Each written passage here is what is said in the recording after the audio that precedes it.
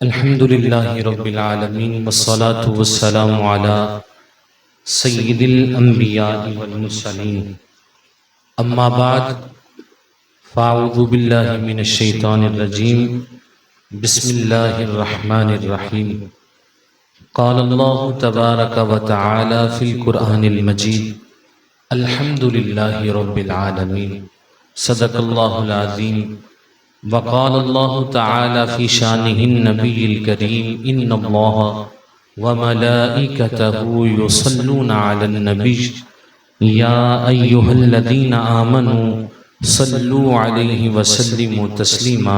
दुरूद पाक पढ़ने अस्सलातु वस्सलामु अलैका या सय्यिदी या रसूलल्लाह व अला आलिका व अस्हाबिका या सय्यिदी या हबीबल्लाह। अस्सलातु वस्सलामु अलैका या सय्यिदी या नबी अल्लाह व अला आलिका व अस्हाबिका या सय्यिदी या रहमतल लिल आलमीन। अल्लाह तबारक व तआला ने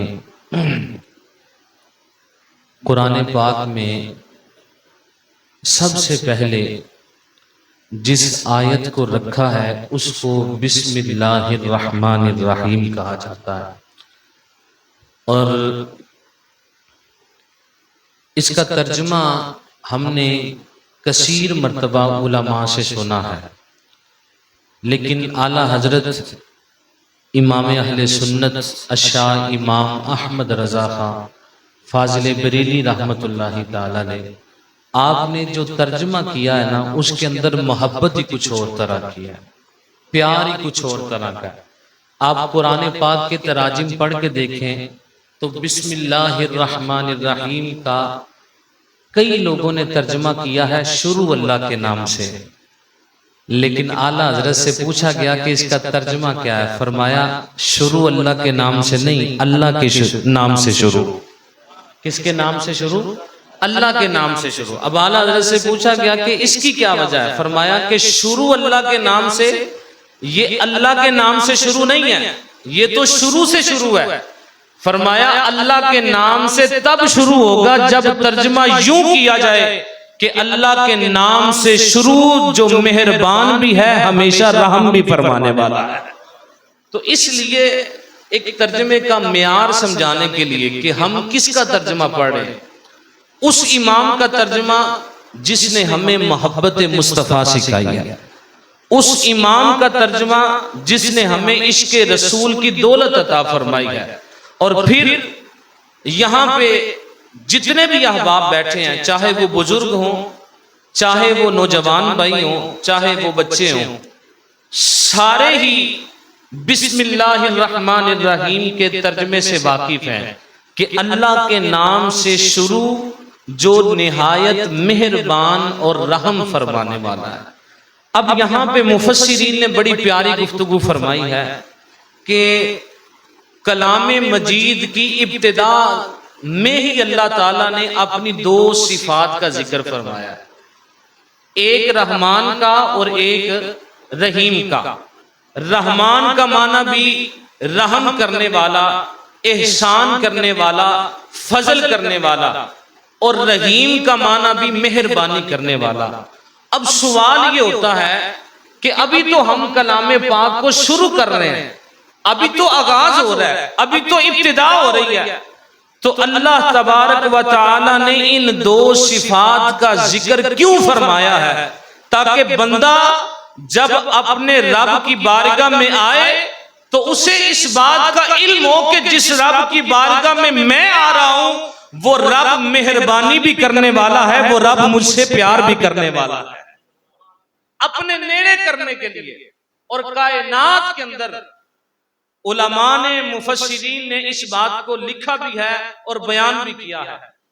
दुनिया के अंदर आप किसी चीज का खौफ देख लें, ये रब का प्यार है ना। अगर खौफ भी हो तो वो भी हमें रब से दूर नहीं करता। दुनिया के अंदर उसूल ये है कि बंदा जिस चीज का खौफ रखता है उस चीज से दूर भागता है। मिसाल के तौर पे हमें कुत्ते से डर लगता है तो हम कुत्ते से क्या करते हैं, दूर भागते हैं। मैं कुर्बान जाऊं अपने रब के खौफ पे, जब बंदे को रब का खौफ नसीब होता है, ये खौफ भी इतनी सोहनी चीज है कि ये खौफ भी बंदे को रब की बारगाह में लाके खड़ा कर देती है। इतना प्यारा खौफ है। जब बंदा रब से डरना शुरू करता है तो फिर वो रब के करीब होना शुरू होता है। अब आप अपने जमीर से पूछें, जिस रब का खौफ इतना सोना है, उस रब का करम कितना सोना होगा, उस रब का फजल कितना सोना होगा। और दो चीजें, इमाम फखरुद्दीन राजी रहमतुल्लाहि ताला अलैह आपने तफसीर कबीर के अंदर इस बात को लिखा है। एक रिवायत है कि एक मांगने वाला, एक सवाल करने वाला किसी बादशाह के दरवाजे पे चला गया। अब जब उसने दरवाजे को दस्तक दी ना, तो अंदर से जो खैरात मिली ना, वो खैरात बड़ी थोड़ी थी। दरवाजा इतना प्यारा, इतना सोना, इतना बड़ा, लेकिन खैरात जब देखी तो वो फकीर, वो साइल हैरान हो गया और परेशान होके वहां से चला गया। अगले दिन वो दोबारा फकीर उस दरवाजे पे आता है और आके कुल्हाड़ी के साथ उस दरवाजे को तोड़ना शुरू कर देता है। किसी ने पूछा कि यार, तू बादशाह के दरवाजे को, एक चौधरी के दरवाजे को क्यों तोड़ रहा है?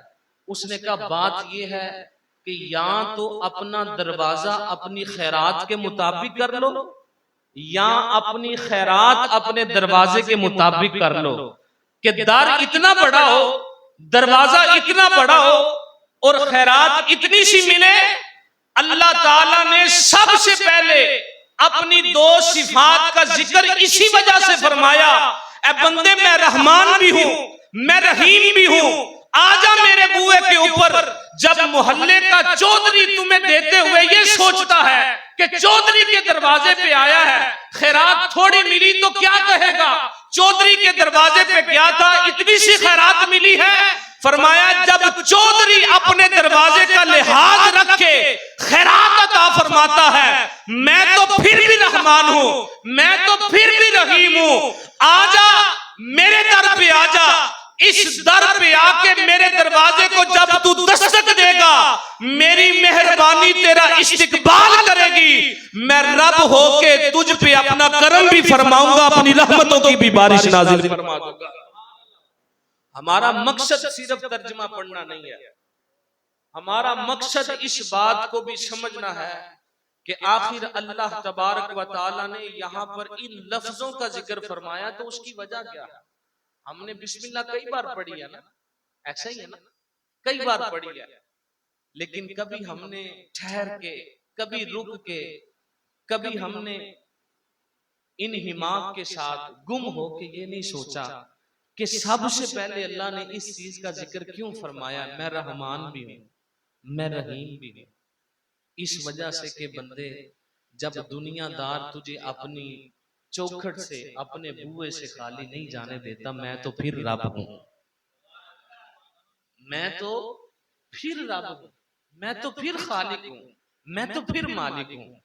और अब आए, अब हम तर्जुमा पढ़ते हैं और अपनी गुफ्तगू का आगाज करते हैं। फरमाया बिस्मिल्लाह, आप भी पढ़ लें इंशाअल्लाह बरकत के साथ। इसका फायदा क्या होगा? इसका फायदा यह है कि अगर किसी के लफ्ज में कोई कमी पेशी है तो उसका लफ्ज भी दुरुस्त हो जाएगा। बिस्मिल्लाह। अब हम पहले लफ्ज टू लफ्ज तर्जुमा करेंगे, एक एक लफ्ज का, और फिर उसके बाद इंशाअल्लाह आसान और बामुहावरा तर्जुमा होगा। बिस्मिल्लाह में याद रखें तीन चीजें हैं, एक है लफ्ज बा, और एक है इस्म, और एक है लफ्ज अल्लाह। क्या है लफ्ज अल्लाह? बा का मतलब होता है साथ, और भी इसके माना होते हैं, लेकिन उमूमन इसका माना जो है वो क्या होता है? साथ। और इस्म का मतलब होता है नाम, इस्म का मतलब क्या होता है? नाम। और लफ्ज अल्लाह जो है ये उस जात का नाम है जिसका कोई भी शरीक नहीं है, जिसका कोई भी शरीक नहीं है।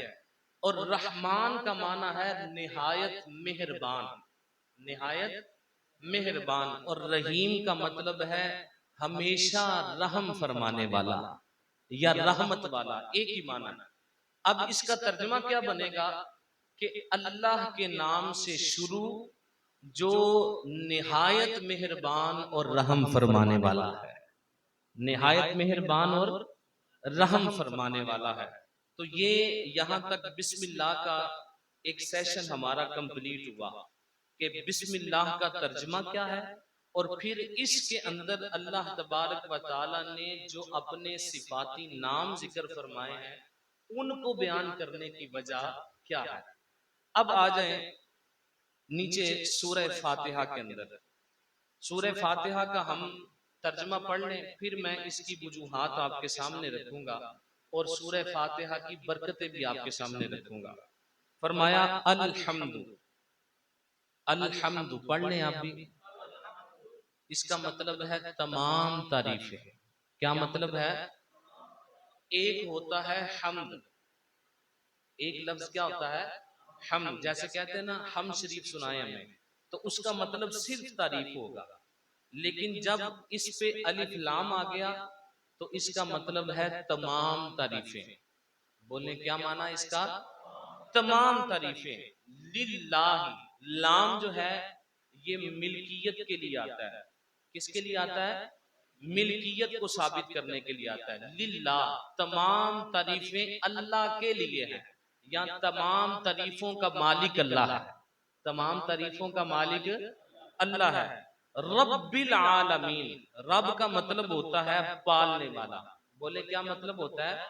पालने वाला। और आलमीन सारे जहां वालों। आलमीन का माना क्या है? सारे जहान। आलम कहते हैं एक जहान को। अभी यहाँ पे हमने अपना तलफ्फुज भी ठीक करना है। हमारे यहाँ पता क्या बोला जाता है? अमूमन जब किसी मौलवी साहब का तारुफ हो रहा हो ना, तो हम कहते हैं साडे आलम साहब ने फरमाया। आलम दुनिया को कहते हैं और आलिम इल्म रखने वाले को कहते हैं। तो जब दुनिया के लिए लफ्ज बोलना है तो क्या लफ्ज बोलना है? आलम। लाम के ऊपर जबर आएगी, क्या बोलेंगे? आलम। और जब किसी इल्म वाले के लिए बोलेंगे तो फिर क्या बोलेंगे? आलिम। बोले क्या बोलेंगे? आलिम।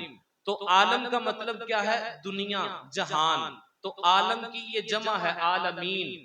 ठीक है। अब तर्जमा अलिफ लाम का मतलब था तमाम, और हम्द का मतलब क्या था? तारीफें। लिल्लाही, अल्लाह के लिए। ठीक है। रब का मतलब क्या था? पालने वाला। आलमीन, जहान वालों को। अब तर्जमा क्या बनेगा? अल्हम्दुलिल्लाहि रब्बिल आलमीन, तमाम तारीफें उस अल्लाह के लिए हैं जो सारे जहां को पालने वाला है, जो सारे जहां को पालने वाला है। अब यहां भी बड़ी मजे वाली बात है कि इसके साथ ही अल्लाह ताला ने फिर फरमाया अर्रहमानिर रहीम, वो रब जो रहमान भी है, जो रहीम भी है।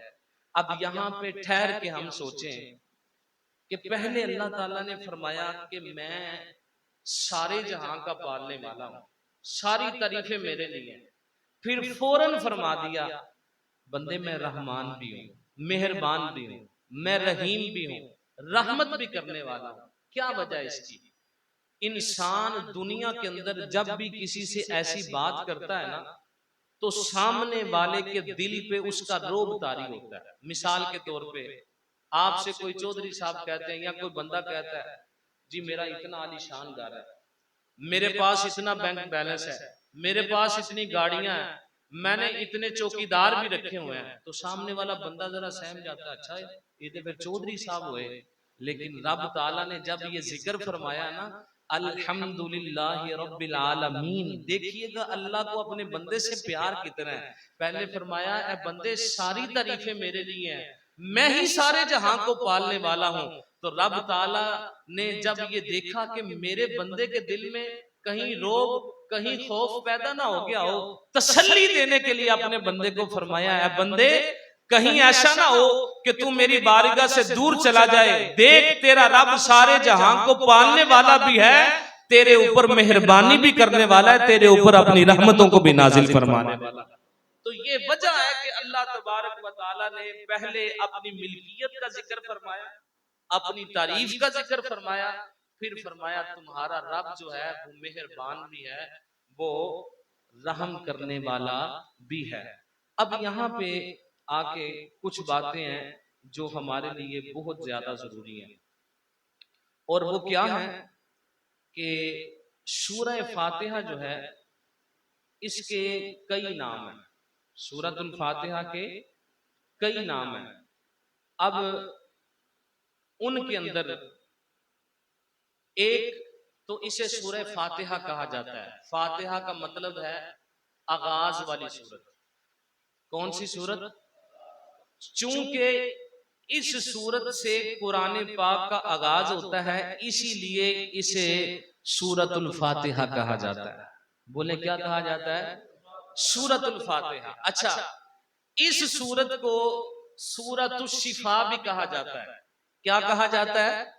सूरतुल शिफा, शिफा देने वाली सूरत।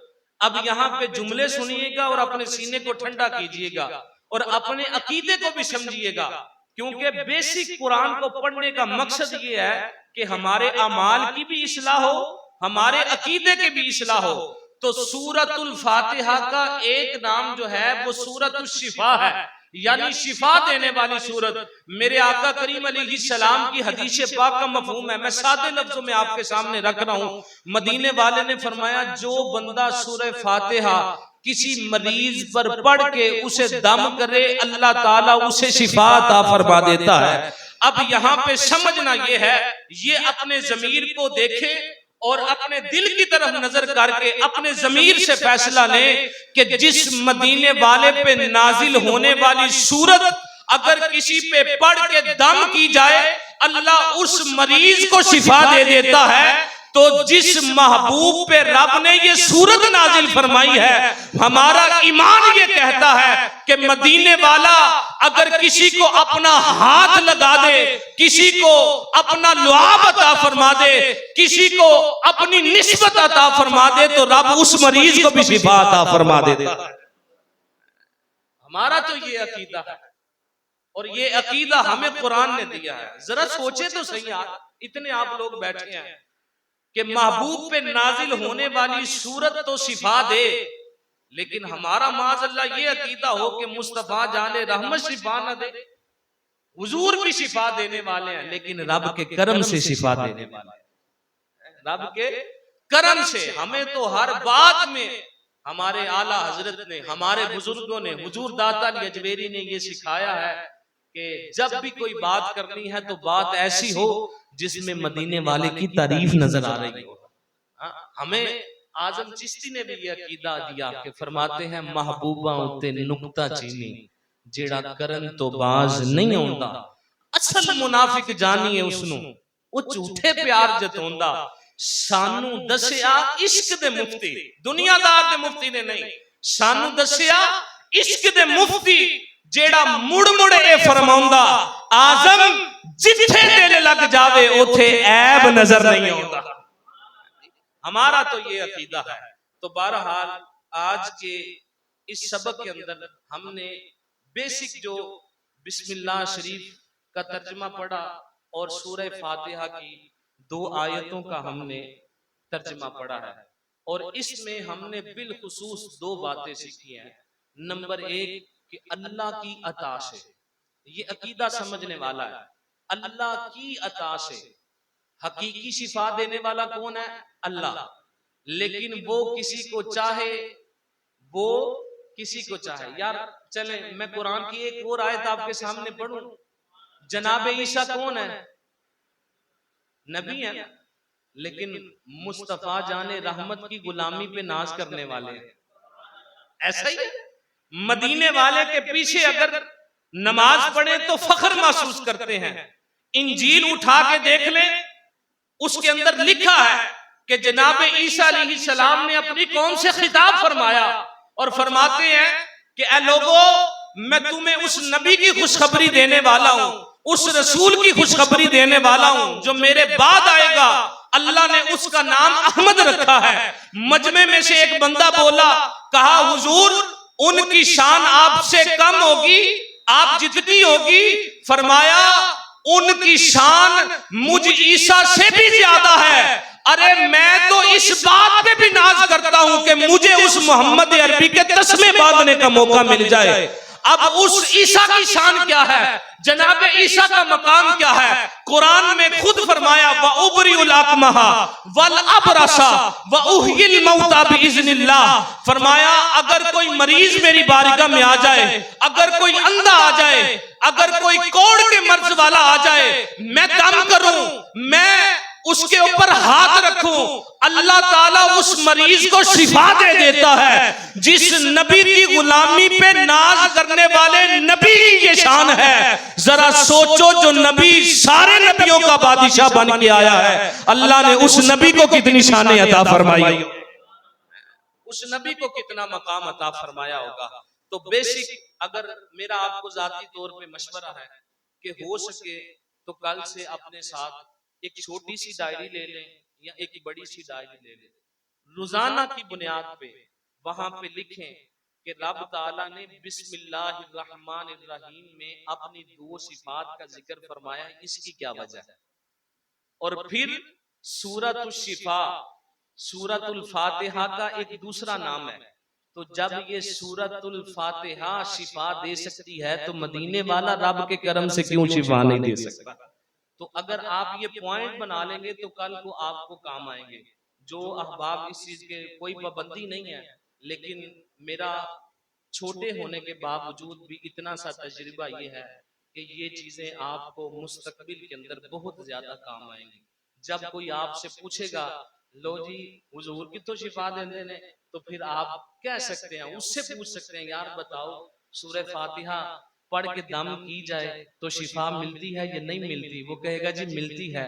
ते चल्ला हो गया है, जिस नबी ते नाजिल होने वाली सूरत की शिफा होवे उस नबी दे दम दे अंदर शिफा नहीं हो सकती। तो इसलिए कोशिश फरमाइएगा कि कल के सबक के अंदर अगर आप मुनासिब समझे छोटी डायरी जो आपकी पॉकेट में आ सके, बड़ी रखना चाहे जैसी आपको मुनासिब लगे, तो वो पॉइंट अगर आप लिख लेंगे कि सूरह फातिहा से हमने ये चीज सीखी है तो इंशाल्लाह आपको काम आएगी।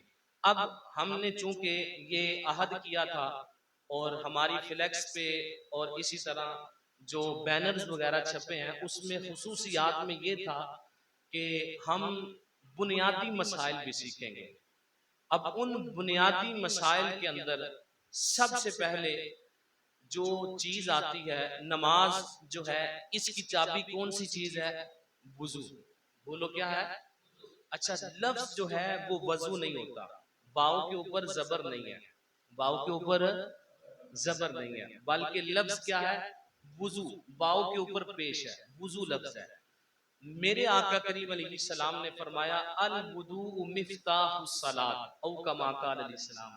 हुजूर फरमाते हैं जैसे हर दरवाजे की चाबी होती है ना, नमाज की चाबी जो है वो वुजू है। जब तक वुजू नहीं होगा नमाज नहीं हो सकती, नमाज नहीं हो सकती। तो वुजू के अंदर बेसिक सबसे इंपॉर्टेंट चीजें जिनको हम फर्ज का नाम देते हैं। किस चीज का नाम देते हैं? फर्ज का नाम देते हैं। वो कितनी चीजें हैं?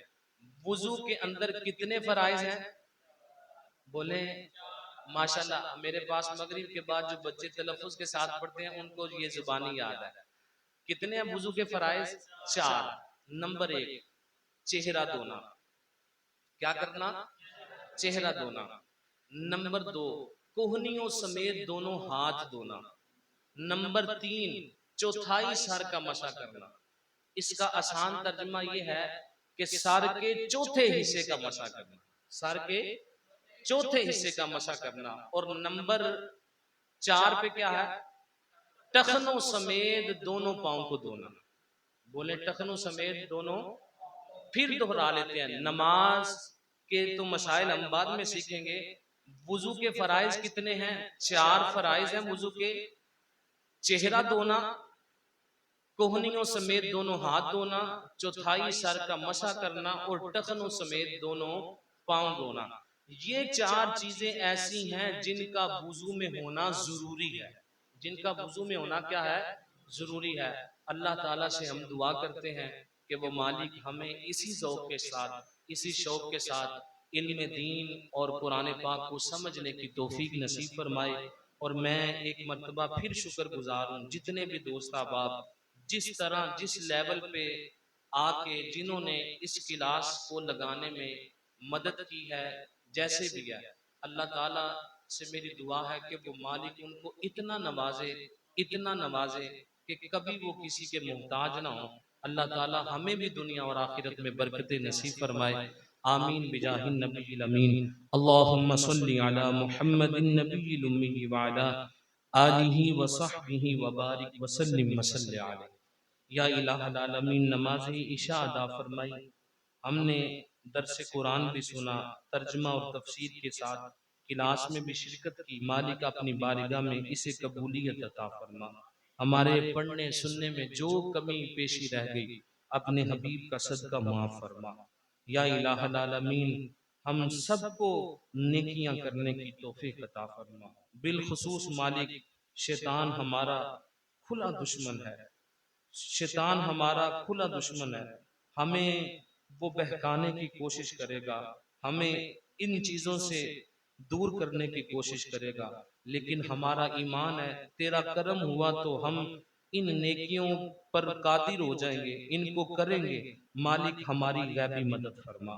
या इलाहल आलमीन, हमारे लिए आसानियां पैदा फरमा। बिलखुसूस मेरे जितने बुजुर्ग शरीक हैं, या अल्लाह इस उम्र के अंदर भी इतनी देर बैठना यकीनन एक माना रखता है। मालिक इनको सेहत वाली लंबियां जिंदगी अता फरमा। या इलाहल आलमीन, जो नौजवान भाई हैं, इनकी जवानियों को दागों से महफूज फरमा, दब्बों से महफूज फरमा। जो छोटे बच्चे बैठे हैं, मेरे मालिक इनको हमारा मुस्तकबिल बन के, हमारा कल बन के तेरे महबूब के दीन की तबलीग करने की तौफीक अता फरमा। इलाही हमें शान से जीने की तौफीक अता फरमा, ईमान के साथ इस दुनिया से जाने की तौफीक अता फरमा। वसल्लल्लाहु तआला अला हबीबि खैरि खल्की मुहम्मदिन व अला आलिहि व सहबिहि अजमाइन बिरहमतिका या